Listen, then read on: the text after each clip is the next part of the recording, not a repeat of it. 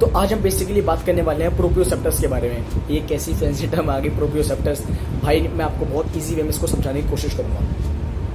देखो प्रोप्रियोसेप्टर्स क्या होता है, सेफ्टी मैकेनिज्म होता है हमारी बॉडी के अंदर, जो मोमेंट टू मोमेंट हमारी मसल की लेंथ के बारे में और उसकी टेंशन के बारे में ब्रेन को सिग्नल देता रहता है। ओके, अब क्या वर्क करता है ये मसल स्पिंडल और जीटीओ, ये दो प्रोप्रियोसेप्टर्स हमारी बॉडी के अंदर होते हैं, हमारे मसल्स के अंदर। जो मसल्स के अंदर होता है मसल स्पिंडल, ये क्या करता है, अगर कोई सडन स्ट्रेच हमारी बॉडी के अंदर हुआ तो उसको डिटेक्ट करने के बाद ब्रेन को बोलेगा इस मसल को कॉन्ट्रैक्ट कर दो। ओके, तो आपने कभी नोटिस किया होगा कोई इंडिविजुअल अगर बैठे बैठे झपकी ले रहा है तो एकदम वो सीधा हो जाता है इस तरीके से।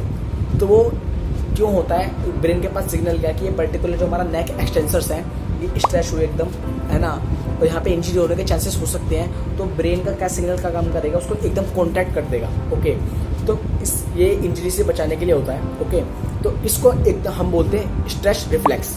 इसके अंदर क्या होता है, जो हमारा प्राइम मसल यानी कि जो मेन मसल एगोनिस्ट मसल जिसको हम बोलते हैं वो कॉन्ट्रैक्ट हो जाएगा, अपनी जगह पे आ जाएगा, है ना। और जो हमारा अपोजिट मसल वो क्या करेगा, रिलैक्स हो जाता है। अपोजिट मसल इस केस में हमारे फ्लेक्सर्स हो सकते हैं, एक्सटेंसर कॉन्टैक्ट कर जाएगा, और जो हमारे अपोजिट मसल यानी कि जो फ्लेक्सर्स, ये एगोनिस्ट मसल जिसको हम बोलते हैं, तो ये हमारा रिलैक्स कर जाएंगे। ओके, अब हैमस्ट्रिंग के केस में लेते हैं एग्जांपल एक। कोई बंदा अगर हैमस्ट्रिंग स्ट्रेच कर रहा है और एक सर्टेन पॉइंट पे जाने के बाद उसको पेन होने लगता है, तो आपने नोटिस करा होगा हमारी जो हैमस्ट्रिंग है उसको रेस्ट्रिक्ट करती है मूवमेंट को। ओके, वो रेस्ट्रिक्ट क्यों कर रही है, जो प्राइम मूवर हमारा मसल यानी कि इस केस के अंदर हमारा जो हैमस्ट्रिंग है वो कॉन्ट्रैक्ट कर रहा है ना, और जो हमारा अपोजिट यानी कि एगोनिस्ट मसल इस केस के अंदर हमारा क्वाड्रिसेप्स मसल, ये हमारे रिलैक्स कर जाते हैं। ओके, अगर हमारा गोल फ्लेक्सिबल होना है तो मसल स्पिंडल पे वर्क करना होगा हमारे को। किस तरीके से वर्क करेंगे मसल स्पिंडल के ऊपर, जब भी हम अपने स्ट्रेचिंग के शेड्यूल के अंदर जाएंगे यानी कि स्ट्रेचिंग सेशन के अंदर जाएंगे तो हमको पॉइंट ऑफ डिस्कम्फर्ट तक जाना है। इस पॉइंट को नोट करना आप, पॉइंट ऑफ डिस्कम्फर्ट तक। अगर पॉइंट ऑफ पेन हम बार बार जाते रहेंगे ना, पॉइंट ऑफ पेन तक आप उस पर्टिकुलर समय के अंदर रेंज ऑफ मोशन ग्रैब तो कर लोगे, पर इन द लॉन्ग रन आप फ्लेक्सिबल नहीं हो पाएंगे। तो ये ध्यान रखना है पॉइंट ऑफ डिस्कम्फर्ट तक। अगर पॉइंट ऑफ पेन तक जाओगे ना भाई आप, तो आपका जो मसल स्पिंडल की एक्टिविटी हमेशा एक्टिवेट रहेगी, है ना।